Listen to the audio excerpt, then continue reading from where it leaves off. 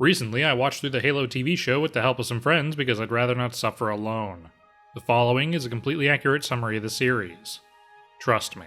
The show begins on a RimWorld where we're told about the ruthlessness of Spartans killing insurrectionists, and I hope you're ready for a lot of telling and not showing in this show, because they seem to think that the audience lacks any ability to pick up on anything less subtle than being hit in the face. Which, fair, we are talking about Halo fans after all. Then we cut to the mascot of r/JustFuckMyShitUp, who I care about so little in this show that I'm not going to give her a nickname, and I'm skipping pretty much all of her plotline whenever it shows up. It doesn't matter at all the overarching plot. Who thought it was a good idea to have half the show focus on one person trying to save one planet, when the main plot was about saving all of humanity. I mean, maybe I'd care more if it was well written, but no one's ever accused this show of that. Quan does some drugs with her friends and gets attacked by the fun police for it, but she manages to get away by falling 30 feet and just rolling it off because in the future they're super serious about leg day. Then the Covenant break in for no reason, which I'll get into later, and then we see their really dull-colored armor because the show insists that the 7-foot-tall alien squid-head cultists have to look realistic, and a hyper-religious warrior race definitely would never wear bright colors. Everyone gets their shit kicked in for a few minutes before some Spartan cosplayers show up to save the day, and did someone forget to color this prop? It's correct in literally every other scene. What happened? Master Cheeks gets into a fistfight with an alien, which marks the beginning of the running gag where literally every single fight in the show ends in a fistfight. Quan's dad gets killed, but we're more distracted by a 2001 Chevy Tahoe that somehow made its way to a different planet 551 years later. I mean, look, it's no Toyota Hilux. We watch the Spartans do their cunty walk and cut to the generically pretentious TV show intro that looks like every other fucking intro in every drama for the past decade, and they didn't even have the decency to toss in some Halo music until season 2. Somehow, the armor in this intro looks even faker than the one that they wear in the actual show. Cut back to the Spartans doing their cunty walk. Are they really just walking all the way to the next objective? There was a perfectly good Chevy Tahoe back at the mining thing. And they stumble across a 3D printed floating prop that Master Cheeks immediately touches that gives him flashbacks that he'll spend the next 7 episodes struggling to figure out because the writers had to come up with some way to fill time without progressing the plot. An elite that's into voyeurism decides to start making a ton of noise running away and then use its invisibility instead of just starting with that, so they lightly jog after him, but he knocks Quan over and gets away. Remember how I said we'd get to why the Covenant attacking made no sense? They were here for that MacGuffin, and they had no reason to attack the outpost. They've got tech that tells them exactly where the thing they were looking for is. They just decided to walk a couple of miles and kill some people for shits and giggles. Cut to Mommy Halsey, who's having a conversation about the 3D printed prop with Strict Brown Parent about how it's an important MacGuffin, and Strict Brown Parent says that they'll have to give it to Patrick Carney since that's her specialty, but Mommy Halsey says no, which kicks off the next running gag of Miranda getting cucked out of literally everything in the show. We'll get back to that. We also get to see that Mommy Halsey is working on creating an illegal Flash clone because Adobe dropped support for it in 2020.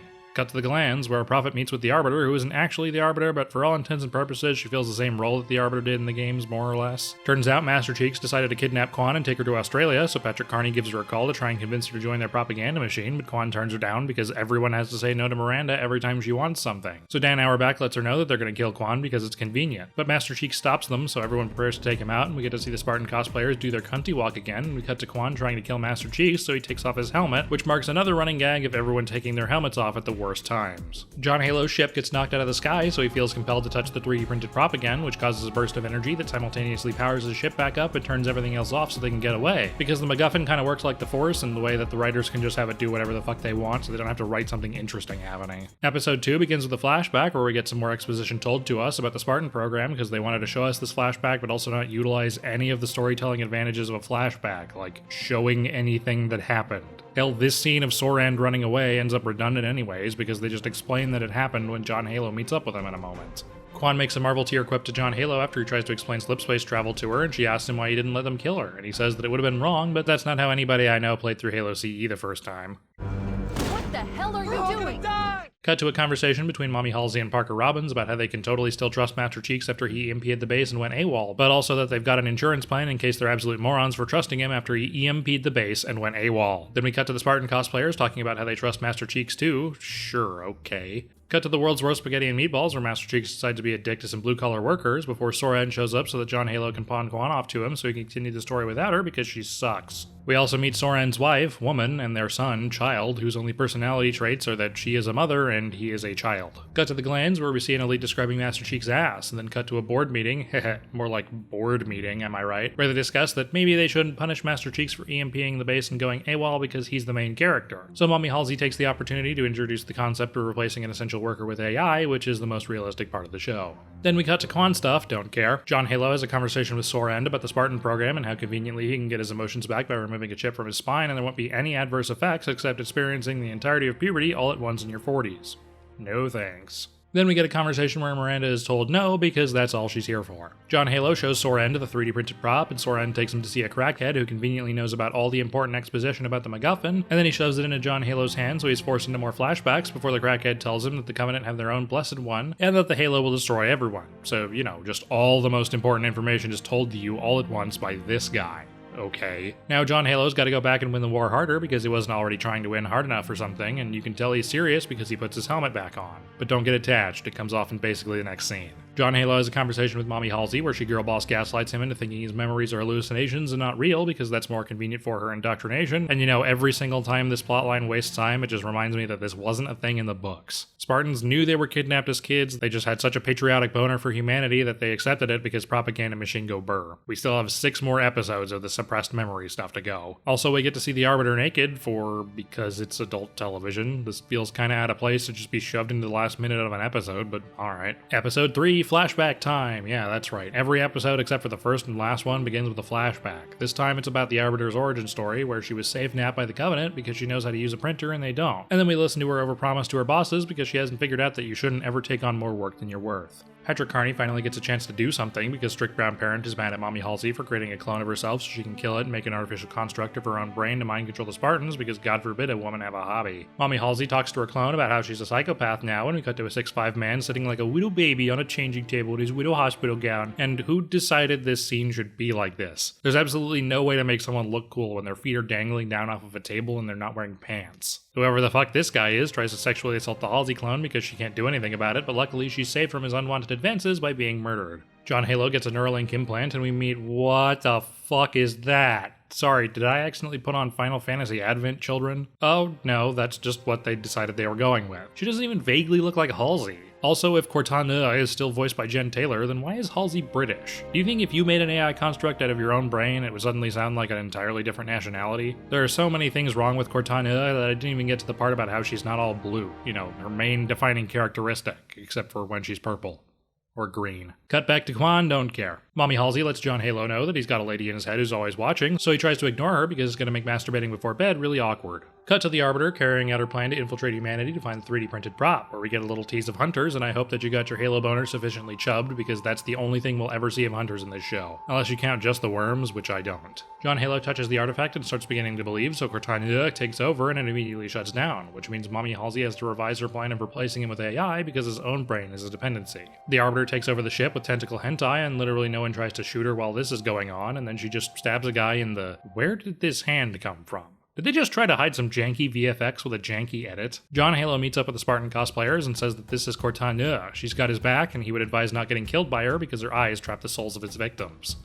Ugh. Quan jump scare. Cortana helps John Halo Google some stuff, and he tells her that he remembers feeling emotions, so he decides to dig his spine pellet out, and Cortana snitches to Mommy Halsey, who tells her to help him. Master Cheeks! I can't show you this on YouTube. Turns out one of the cosplayers was watching, which means that Cortana is into voyeurism because she definitely knew that Kai was there, and now it's time to watch a 40-year-old man wander around looking at awe and things for several minutes. This is what you expected to get out of your Halo TV show, right? Master Chief getting in touch with his emotions. Then he goes back to touch the 3D printed prop and figure out more of his memories so he can hunt down his home planet and figure out where he's born. Mommy Halsey decides to come with him. Quan sums up how I feel about her, and we skip back to the Arbiter, who doesn't understand how computers work, so she gives up trying to check her email. Dan Auerbach has a conversation with Patrick Carney about their next hit single that he's having trouble figuring out, and we have some heavy-handed explaining of exactly why John Halo going home is a bad thing, because again, the show doesn't trust the audience to be able to make these assumptions themselves based on contextual evidence. Episode 4 begins with a flashback, which I already warned about earlier, about how John Halo is special because he's the main character, and we jump to a conversation about the MacGuffin having the ability to be a MacGuffin. They're flying to a place called Arid Anus 2, insert some joke about dry buttholes.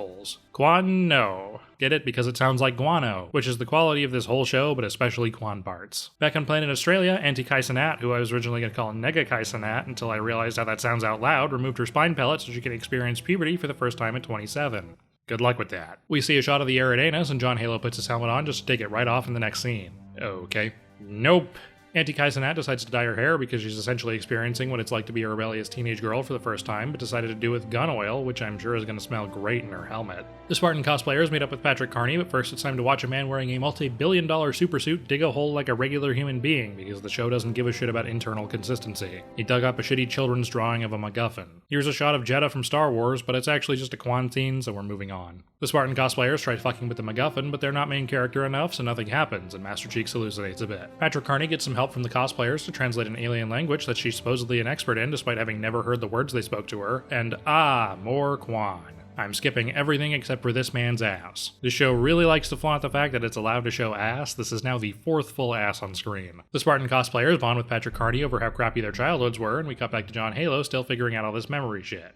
Hooray. More Quan, moving on. I ship Kai and Miranda in this scene. I swear they have way more chemistry together than anyone else in the entire show, but then the writers have to go and ruin it with we're sort of like sisters. No, you're not! Kiss! We get this hilarious shot of Master Cheeks in a comically undersized driver's seat, and we're told more about Halsey's personality, so they don't have to do any hard work in showing it. Master Cheeks found the next part of the MacGuffin, so finally the story can actually start moving forwards. Episode 5 starts with a flashback of the Eridanus looking a little fresher, and we find out that Dan Auerbach was also complicit in kidnapping kids before match cutting to a scene that isn't matched at all. Come on, they didn't even try. Also, Paramount Plus is such a fucking shit streaming service that the subtitles broke in this episode and remained broken until the end of Season 1. MacGuffin Part 2 is trapped in a rock and they can't take it out, and Mommy Halsey tells Master Cheeks to stay away from it because it's not child-proofed. Quan Ha! Miranda gets ignored. Also, I know I haven't been talking about him, but Vanek is the best character in this show. He's got a bunch of cool one-liners like you'd expect Chief to have, and Bentley Kalu just has a cool fucking voice. Master Cheeks notices that Auntie Kaisenat dyed her hair and bitches at her for removing her pellet because he's a hypocrite because it's only okay when he does it because he's the main character. When she does it, she's stupid, and now the show is going to actively punish her for doing so. Cortana also has some good one-liners in this show. John Halo confides in Dan Auerbach about his memories being real, and he gaslights him that he'll look into the whole thing personally and then immediately snitches to Mommy Halsey. He also gets Patrick Carney thrown off the project because Miranda is still not allowed to do anything. They try drilling into the MacGuffin's container, but it makes a loud noise that's simultaneously loud enough to emit explosive force across the compound and fuck with everyone's heads, but not loud enough to make anyone within immediate range deaf. It also alerted the Covenant of its location because they've got the Find My Phone app. Dan Auerbach lets Patrick Carney know that she's not allowed to do anything, and John Halo touches the MacGuffin because he's an idiot, and he finally figures out that Mommy Halsey kidnapped him as a kid, so he tries to hit her, and Cortana shuts his brain down, and he dies of cringe. Quan!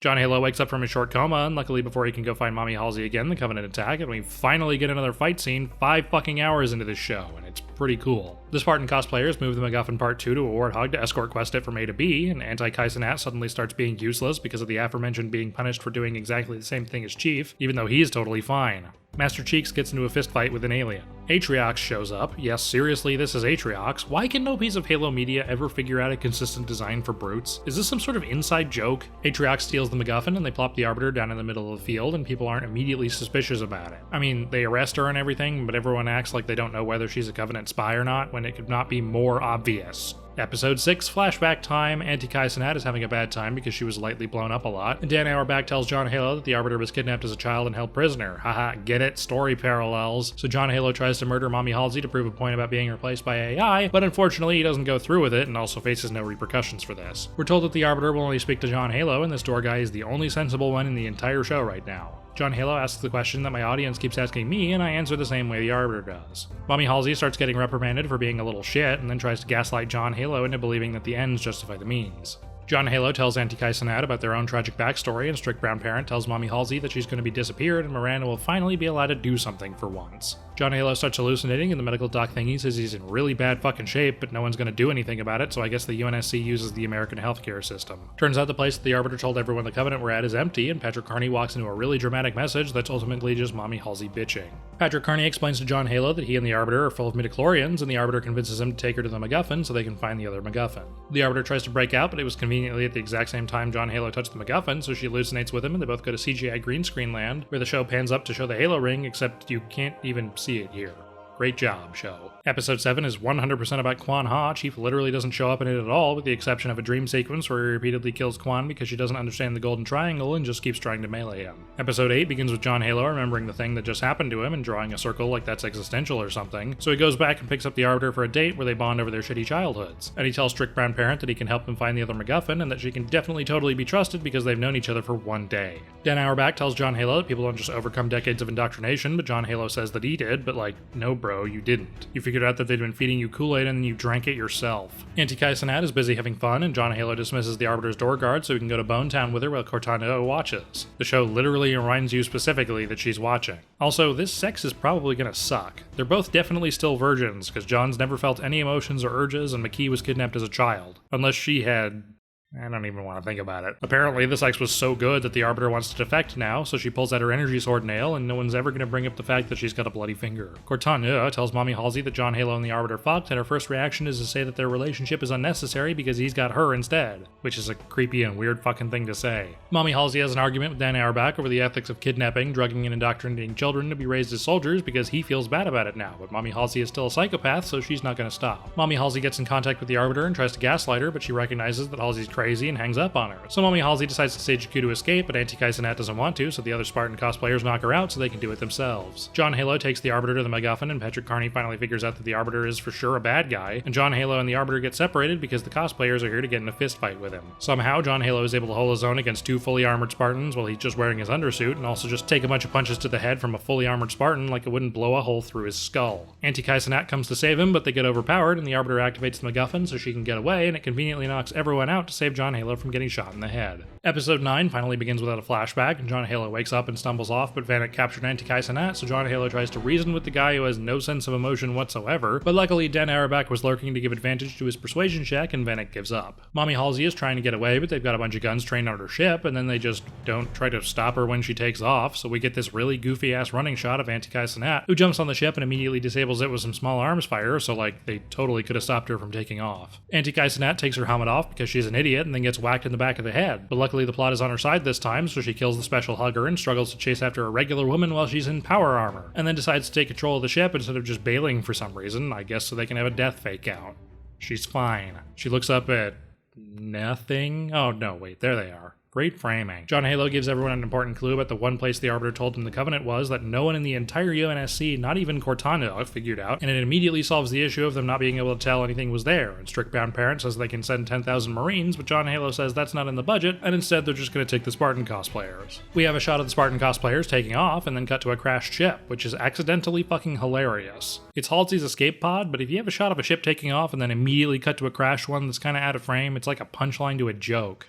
Oops, Spartans don't know how to fly. Mommy Halsey gets captured, and the Arbiter delivers the second MacGuffin to her bosses, and we get told about Halsey's goals and why Cortana sided with Chief. And then get a sequence of them struggling to go through a gravity well. Gee, I hope the main characters don't die right on the last episode in a random transportation sequence. Patrick Carney glows to Mommy Halsey about winning, but Halsey tells her to stop doing things because she's not allowed to. And then the prophets tell us explicitly that they're planning on killing the Arbiter. The Spartan cosplayers do a halo jump. Well, technically it would be a hey no jump because they don't have parachutes, but it doesn't work for the joke, so just go with it. Mommy Halsey has a seizure and dies, but Patrick Carney isn't fooled and knows it's a clone. But it would have been so much funnier if it actually was just Halsey and Miranda was just paranoid about it for the rest of the series. The Covenant puts the two MacGuffins together and Master Cheeks gets drunk and gives up on the element of surprise, so now it's time for a fight scene that has some disorienting first-person sequences and ends in a fist fight. The Arbiter activates the MacGuffin to try and help, which blows off a bunch of elites from the top of the plateau, but none of the important characters, and Auntie Kai-Cenat kills the Arbiter to wake the Master Chief back up, but that's okay, she'll recover. The prophets give the order to take Master Cheeks alive, so the Brutes promptly ignore that order and try to kill him, which is convenient because Master Cheeks wants to die so that Cortana can take his body over and save the cheerleader and save the world. Save the cosplayers and grab the MacGuffin. Cortana turns Riz into creme brulee, and we get an outro montage where they reveal Mommy Halsey was alive the whole time, which we already knew because the show already told us. Auntie Kai-Cenat asks Chief Tana if John Halo is in there, and they say nothing back to her. And that's the end of Season 1. Oh my god, there's still another one.